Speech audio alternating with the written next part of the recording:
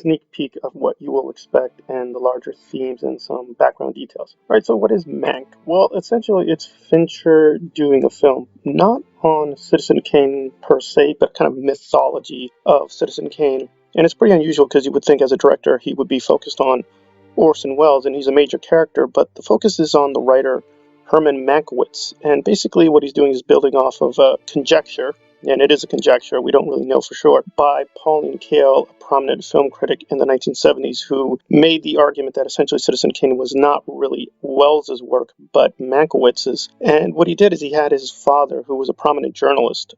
Jack Fincher is a very good journalist, and he published a few books. And Jack liked this conceit that the writer had basically not been given the proper credit, and he wrote a very kind of naive, very sentimental screenplay. And Fincher wanted to do Mank originally in the late 90s, but was unable to find anybody who would be willing to finance the picture. And Kevin Spacey originally was the model for who was going to play the major character. But, of course, decades pass, and a lot of things have happened in the film industry. And he had already a pre-existing relationship with Netflix through Mindhunter and other things. So he still wanted to do the project, but when he returned to the script, he was kind of horrified that even though his father, Jack, is a great writer and he died in the early 2000s and he still wanted to do the project as a kind of homage to him, he felt that his father really didn't understand the industry. It was sort of coming from an outsider point of view. So he had to reconstruct the script so it's a much more cynical insider look at Hollywood and how these compromises make up Citizen Kane. So Welles isn't being vilified, but he is sort of being looked at as a much more savvy, much more cunning figure. And he sort of filled out this kind of interesting cast to give us a look at the golden age of Hollywood, but from a very cynical angle. If you know Fincher, you know that his first film, Aliens 3, was basically a complete mess. The studio really interfered with the project. He, to this day, disowns the film completely and does not acknowledge it really as a part of his canon, even though officially he still is credited as director. So he's had a lot of experiences behind the scenes of disappointments and, backstabbings and all these kinds of things, and just trying to figure out how to make any picture. So there are, of course, a few notable things. This is his first and only black and white film. But he has experimented with black and white. If you know his career as a music video director, he has sort of used black and white a few times before, but this is his really only sustained black and white film. This is his only non-theatrical film. This is the only film he has so far on a streaming service. And it's interesting, in interviews he says he's very well aware of the politics of this, and this isn't a prominent thing within the film, but it is worth talking about that. In terms of awards consideration, he's not really thinking about that.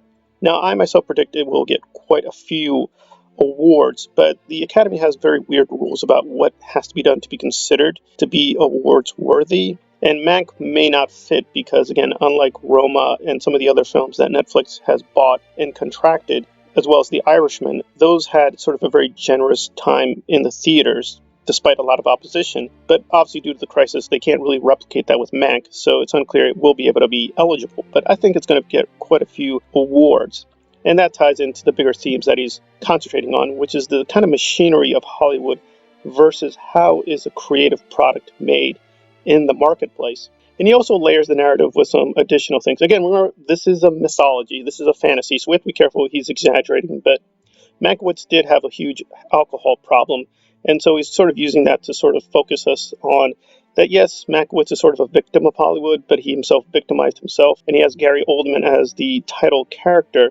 And if you know Gary Oldman has also had kind of very mixed history with romance and finances, and sort of just a bit of a mess in terms of his own personal life. This is also very noticeable, not just in terms of Fincher doing this kind of streaming and non-theatrical release, but this is one of a rare Oldman performances where he doesn't have any prosthetic, he doesn't have any mask. We're just having him in his body. There's also some neat, interesting things about the physicality of the performance, because Orson Welles at this time is extremely young. So even though Orson is actually in Citizen Kane, he doesn't look exactly like he looks on screen. So he looks a little small and thin. But again, remember, this is a very young Orson Welles. And Mankiewicz is a little bit older, although he's not as old as he seems in the film. He's actually supposed to be a little bit younger than he seems, but again, I guess he wanted to project how alcoholism and just being tired and all these things has really worn him down. So Mankiewicz comes off a little bit older than he really is, and Orson Welles comes off perhaps a little younger than he really is as well, because again, there's just a polarization between this very young genius and this much more disillusioned older Hollywood writer. So those are kind of the major themes and background of what Mank is going to be up to. But of course, it also has, Fincher's very trademark touches of, the almost endless rehearsals, the amount of takes. In fact, in one take, Oldman has said this on the record, they did it about 100 times, and he still wanted to do 101 takes. It's not clear where they maximize the takes, but you also have to be careful that that's been mythologized too. He does sometimes do very few takes. Apparently, in one scene in Gone Girl, he only did about 3 takes, with one with Neil Patrick Harris. So he doesn't do 50 takes all the time. It depends on the actual scene and what he wants to get across with that scene.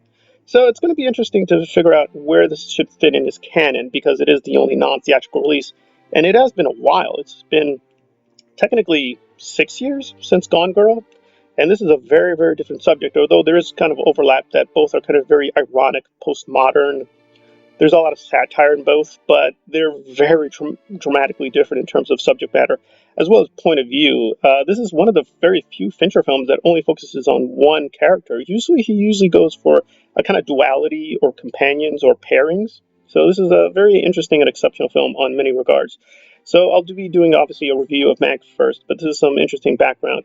And I should note in finale that Kale's thesis was actually fought by Peter Bogdanovich, who was apparently a friend of Orson Welles, and he kind of wrote kind of something countering her argument. So it is a very contested argument in terms of how much Welles should be credited with Citizen Kane. All right, this has been Partially Examined Kubrick on the background of Mank, coming to you soon on Netflix. Thank you for listening. If you like the content, please share, please comment below.